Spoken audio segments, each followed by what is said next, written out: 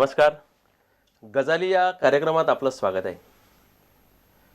Engineering शिक्षण घेऊन कुठेतरी त्याच संदर्भात काही काळ नोकरी करून लेखन पत्करलं, समालोचन केलं.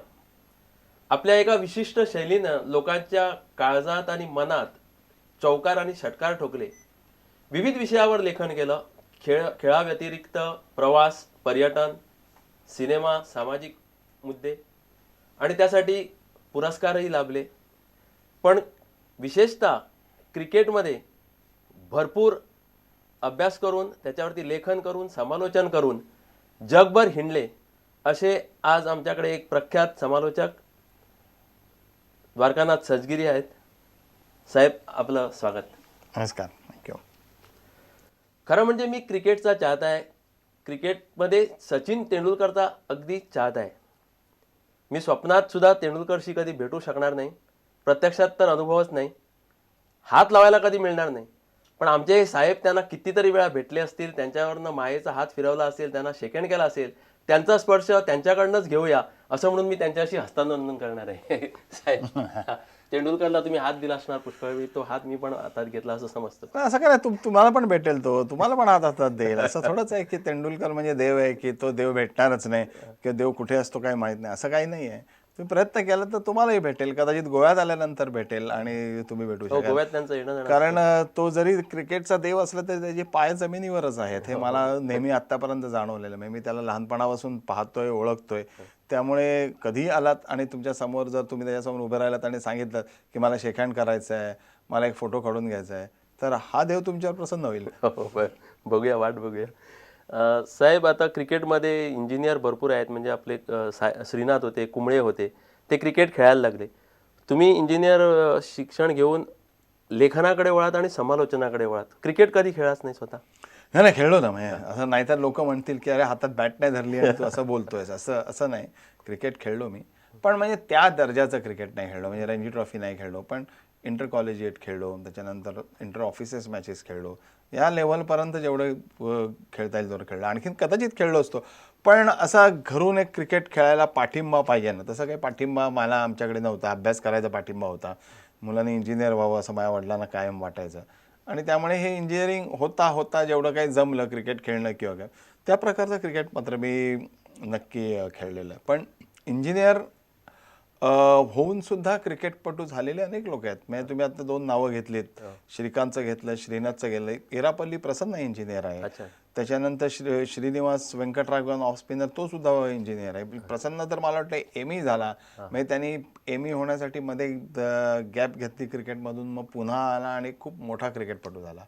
असं सगळं त्या ह्याच्यामध्ये असतं. आणि एखादा इंजिनियर चांगला क्रिकेटर होऊ शकतो याचं कारण, मग कुरुविला इंजिनिअरिंगला होता पण इंजिनियर झालं नाही, याचं कारण असं असतं मला वाटतं की इंजिनिअरिंग माइंड हे एक ॲनालिटिकल माइंड असतं. ॲनालिसिस करायला त्याला आवडतं, कारण शेवटी इंजिनिअरिंग हे ॲनालिसिस असतं. तर त्या प्रकारचं मन असल्यामुळे चांगला इंजिनियर चांगला क्रिकेटपटू होऊ शकतो. पण जर त्याच्यामध्ये क्रिकेटचं टॅलेंट असेल तर. पण हा एक मग मला सांगायचं की आत्ताच्या काळामध्ये इंजिनियर होणं आणि क्रिकेटपटू होणं या 2 खूप वेगळ्या गोष्टी होतात. कारण आता क्रिकेटपटूची करिअर इतक्या लवकर सुरू होते की त्याच्यासमोर 2 मार्ग असतात. एक तर क्रिकेटपटू होणं, नाही तर इंजिनियर होणं. दोन्ही एकाच वेळेला होणं फार कठीण असतं. सर, तुम्ही इंजिनिअरिंगमधनं परत नोकरी केलीत म्युन्सिपाल्टीमध्ये, कॉर्पोरेशनमध्ये. पण ते मग नंतर लेखन का केलं वगैरे त्याच्यात न जाता एवढा प्रवास बदलून तुम्ही अकस्मात एवढी शैली कशी काय निर्माण केली एक स्वतःची, ज्याच्यातनं म्हणजे तुमचं लिखाण एक वेगळ्या तऱ्हेचं असतं, त्याच्यात विनोद असतात, काहीतरी म्हणजे आपलं काहीतरी वाचताना वाटतं की हे आपल्यासाठी लिहिलं असं काहीतरी? पहिली गोष्ट म्हणजे मी म्युन्सिपाल्टीमध्ये नोकरी एवढ्यासाठी केली की आपल्याला इतर गोष्टी करायला वेळ मिळावा. याचा अर्थ मी म्युन्सिपाल्टीत काम केलं नाही असं होत नाही.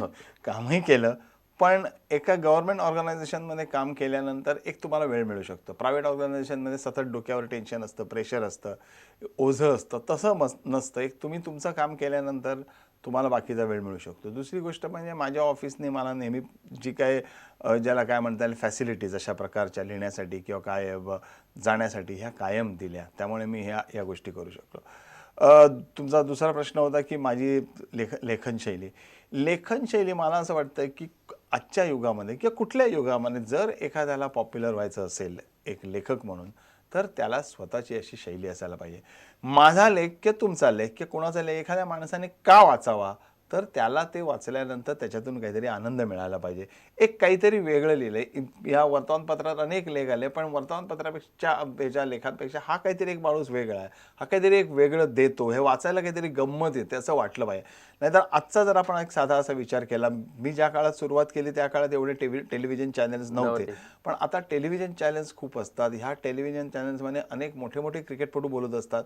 गावस्कर बोलत असतो, बॉथम बोलत असतो, तुमचा मांजरेकर बोलत असतो, रवी शास्त्री बोलत असतो, आणखीन परदेशातले इतर अनेक खेळाडू बोलत असतात. वेस्ट इंडिजमधले असतात, इंग्लंडमधले असतात, पाकिस्तानमधले असतात. आणि ते तुम्हाला माहिती दिल्यानंतर परत द्वारकानाथ संसगिरीने काय लिहिलंय हे तुम्हाला जर वाचायचं असेल तर मी काहीतरी एक वेगळं द्यायला पाहिजे, मी तुम्हाला कुठेतरी एंटरटेनमेंट करायला पाहिजे, मी तुम्हाला कुठून तरी एक वेगळी शैली अशी वापरायला पाहिजे की जी तुम्ही क्रिकेट बरोबर इतर काही गोष्टींसाठी वाचाल. म्हणजे एक तुमचं मन फ्रेश होण्यासाठी सकाळी उठल्यानंतर तुम्हाला काहीतरी वाचायला पाहिजे. ही गोष्ट पहिल्यापासून माझ्या डोक्यात होती.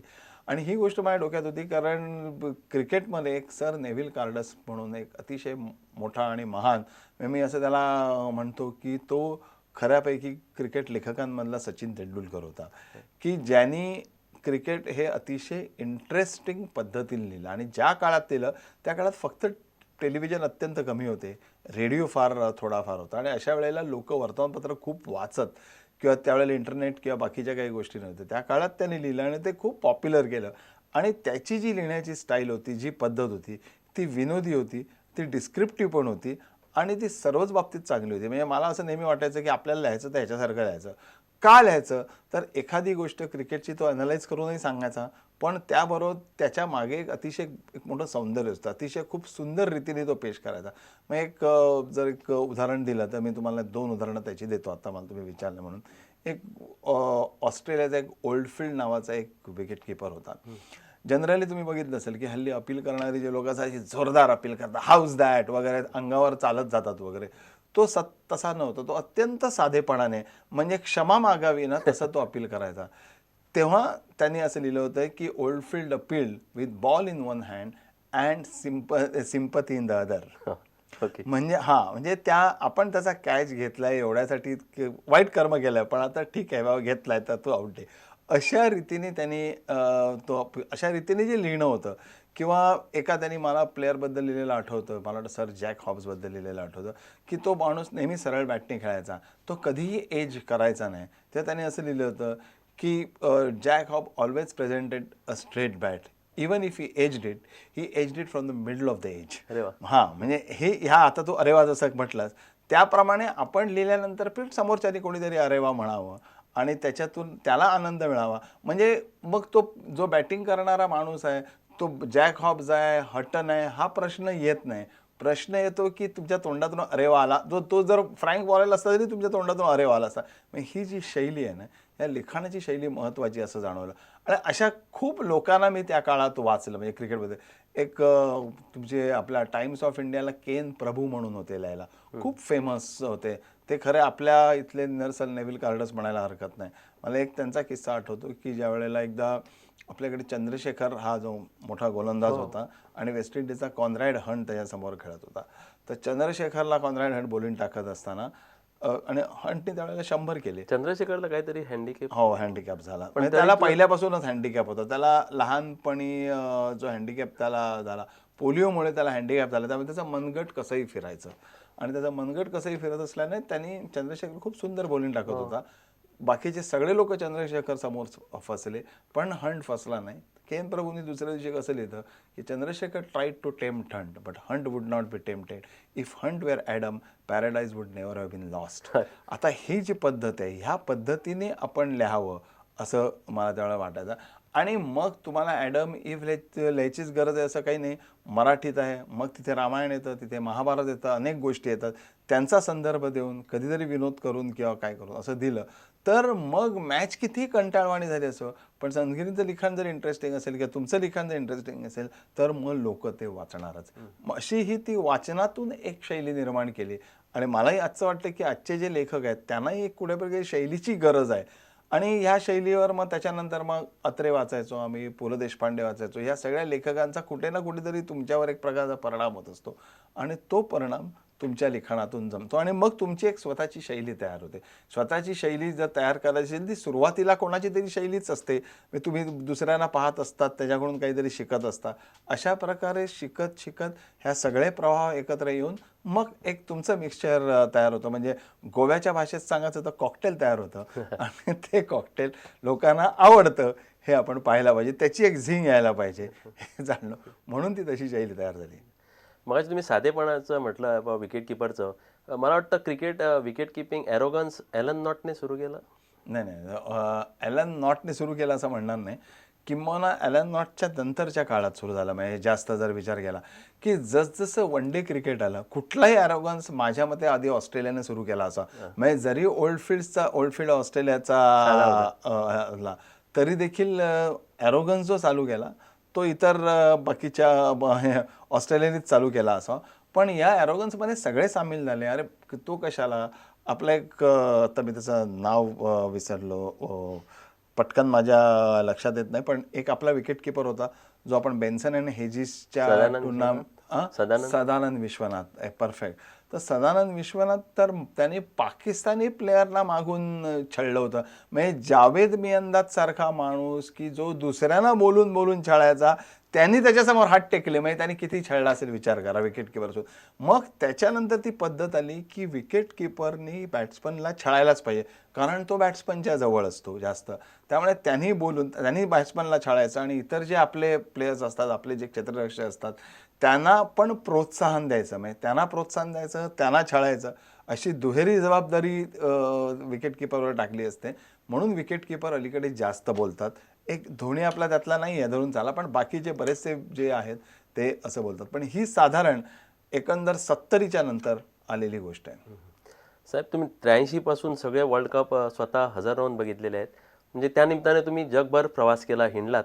तर प्रत्येककडे खाण्याची पद्धत, जेवणाची पद्धत वेगळी असणार. सो त्यातले काही एक मजेदार किस्से म्हणजे खाण्याच्या बाबतीत वगैरे तुम्हाला काय अनुभव आला असा? हां, मला पहिली गोष्ट म्हणजे कुठेही गेलं तर खाणं आवडतं. म्हणजे त्या तिकडचे पदार्थ टेस्ट करावेत. मग ते चांगले असोत, वाईट लागले घ्या. तर मी गोव्यात आला की चोणक खातोच खातो, कारण मुंबईत चोणक मिळत नाही असा तो प्रकार आहे. पण गोव्यात आल्यानंतर उगाचच भाजी खावी किंवा काय खावं, पंजाबी डिशेस खावा असं मी कधीच करत नाही. जावं तर कुठला तरी फिश खावा. मग तो तुमचा बांगडा असेल किंवा जसं मी म्हटलं चोणक असेल किंवा कोलंबी असेल किंवा आणि काही जरी मुंबईत आम्हाला मिळत असले तरी ह्यातले जे काही मासे आहेत ते इथे मिळतात. तसंच माझं प्रत्येक ठिकाणचं म्हणजे जसं गोव्याचं आहे ना, तसं श्रीलंका आहे. म्हणजे तुम्ही श्रीलंकाला गेल्यानंतर मी आजच एका मित्राला म्हटलं गोव्याच्या, अरे श्रीलंकाला ज्या कोलंब्या मिळतात त्याला ते किंग प्रॉन म्हणतात आणि खऱ्या अर्थाने किंग असतात त्या साईज. एवढ्या मोठ्या कोलंब्या तिकडे मिळतात किंवा तिकडे जे क्रॅब्स मिळतात, खेकडे, ते अक्षरशः मिनी कासव आहेत असं वाटावं, इतके मोठे क्रॅब्स असतात. कारण जसं गोव्याचा किनारा आहे ना, तसा तिकडचा पण समुद्र किनारा, पण प्रत्येक समुद्रात वेगवेगळ्या प्रकारचे मासे असतात. त्यामुळे तिथे गेल्यानंतर सगळे प्लेयर्स हे खाण्याच्या बाबतीतच जे खाणं असतं ते बहुतेक वेळा ज्यांना फिश आवडतं ते जाऊन फिश खातात. मला जर आठवतं की आम्ही एका पार्टीला, एकाकडे प्रायव्हेट पार्टीला गेलो होतो आणि त्यांना आम्ही सांगितलं होतं की जर तुम्हाला काही खाणं बनवायचं असेल तर तुम्ही आमच्यासाठी क्रॅब्स बनवा, कोलंब्या बनवा आणि काहीतरी फिश आणा. आणि श्रीलंकन ही मंडळी कट्टर फिश खाणारी आहेत. म्हणजे त्यांच्याकडे सकाळी न्याहारीला सुद्धा फिश असतं. हां, म्हणजे न्याहारीला सुद्धा ते उत्तप्पा, इडली बिडली काही खात नाही, ते फिश खातात. तर अशा एकाच्या घरी गेलो होतो आम्ही आणि आमच्या लक्षात आलं की आम्ही थोडेसे उशिरा पोहोचलो. मला आठवतं की सचिन तेंडुलकर, त्याच्यानंतर हे मुंबईचे 4 प्लेयर होते, आपला विनोद कांबळी, नंतर अंकोला आणि एक कोणतरी होता. त्यांच्या ताटामध्ये असा ढिगारा होता क्रॅब्सच्या ह्याचा, सोललेले क्रॅब्स. हां, आम्हाला कवट्या. म्हणजे आम्हाला प्रश्न पडला की अरे आम्हाला काय उरलंय की नाही, या लोकांनी काय ठेवलंय की नाही. पण त्याच वेळेला साऊथ इंडियन प्लेयर्स जे होते, म्हणजे तुमचे श्रीनाथ म्हणा, कुंबळे म्हणा, त्यांना काही जेवण मिळालं नाही. कर्कोच्या बगड्यासारखी गोष्ट झाली, कारण त्यांना ह्या गोष्टी आवडतच नाहीत. ते व्हेजिटेरियन आहेत, त्यामुळे त्यांची खायची पंचायत झाली. त्याच्यासाठी जेवण बाहेरून मागवावं लागलं की अख्खे दुसरीकडे गेले. असं प्रत्येक ठिकाणी होतं. एक मी पाहिलेला आणि माझा अनुभव असलेला एक टोटली वेगळा जो अनुभव आहे